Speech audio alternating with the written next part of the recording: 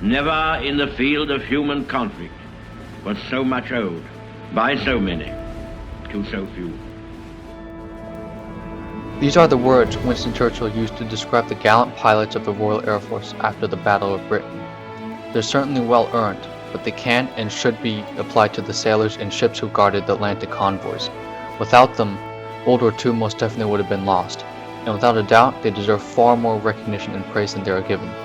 Look no further than the fact that there are only 2 destroyer escorts in the entirety of the United States preserved and open to the public. And what's more, few people know that they exist. I certainly would have never known about Slater had she not been towed up the Hudson a year ago after completing her restoration. In fact, here's a photo I took of the event. A year afterwards, I used my birthday as an excuse to finally make the drive up to Albany and see what this plucky, apparently still seaworthy little ship had to show for herself. I've been on many museum ships before, so I thought I knew what to expect. I'd find myself pleasantly surprised time and time again as I stepped through her bulkheads, amazed by a museum dedicated to historical authenticity and being able to provide easily digestible information for all ages. This is USS Slater, DE-766.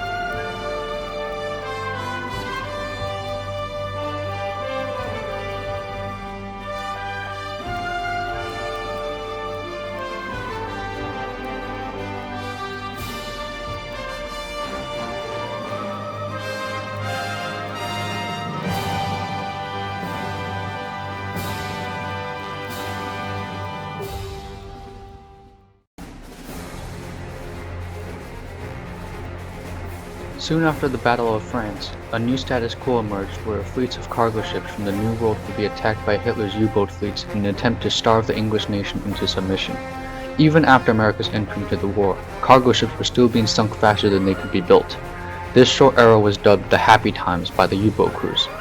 Even impressing older destroyers like the Clemsons into convoy duties wasn't enough to keep the cargo ships safe.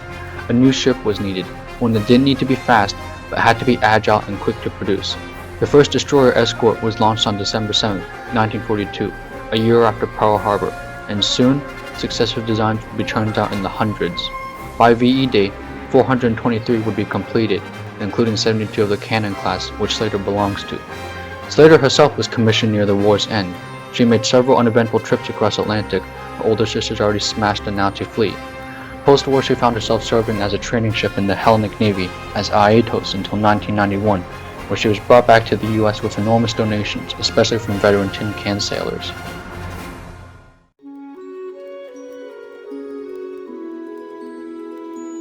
I had already mentioned that the ship had pleasantly surprised me earlier.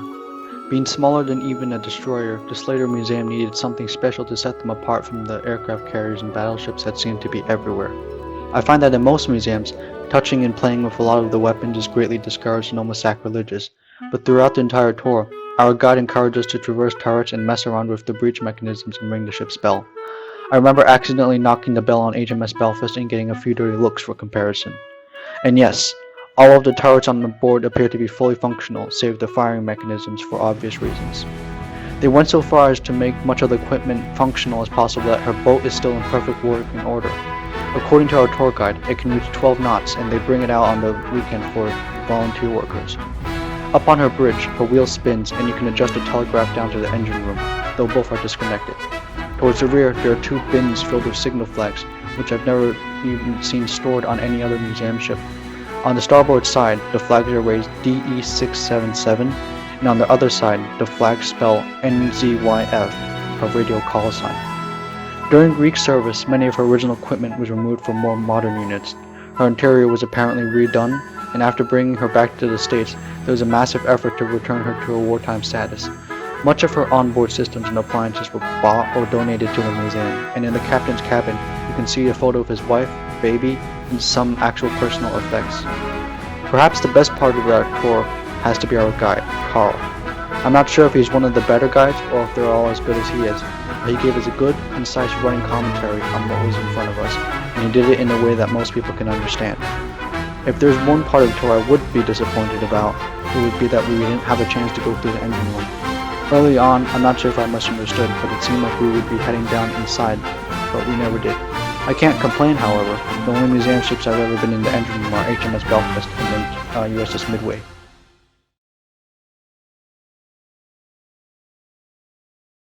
In the officer's mess, there's a picture of Seaman Second Class Frank Slater, who the ship is named for. He was an anti-air gunner on board the San Francisco, a New Orleans-class heavy cruiser. On 12 November, during the Guadalcanal campaign, San Francisco and several transports came under attack from 21 enemy aircraft. A bomber, already damaged from another ship, attacked from San Francisco's starboard quarter. The torpedo missed, passing harmlessly by the ship. However, the aircraft didn't relent. It crashed into the aft superstructure, swung over the ship, and hit the water on the other side. In the collision, control aft was demolished, the anti-air fire director and radar were knocked out. 3 20mm mounts were destroyed, and 15 men were killed, Slater among them. For his actions on that day, he was posthumously awarded the Navy Cross. The citation reads as follows. The President of the United States of America takes pride in presenting the Navy Cross to Seaman Second Class Frank Olga Slater, United States Navy, for extraordinary heroism and devotion to duty in action against the enemy while serving as a gunner aboard heavy cruiser USS San Francisco, CA-38, during an engagement with Japanese naval forces near Sable Island in the Solomons during the night of November 12 and 13, 1942. Courageously refusing to abandon his gun in the face of an onrushing Japanese torpedo plane, Seaman Second Class Slater, with cool determination and utter disregard for his own personal safety, kept blazing away until the hostile craft plunged out of the sky in a flaming dive and crashed on his station. His grim perseverance and relentless devotion to duty in the face of certain death were in keeping with the highest traditions of the United States Naval Service. He gallantly gave up his life in defense of his country.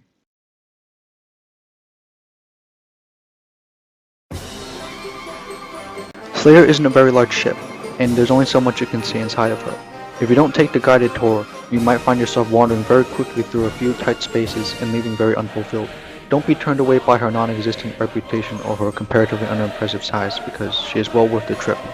If you want Slater's technical details, destroyer escorts and their history, and more information, check out World of Warship's Naval Legend video on her. Don't forget to like and subscribe, and thank you for watching.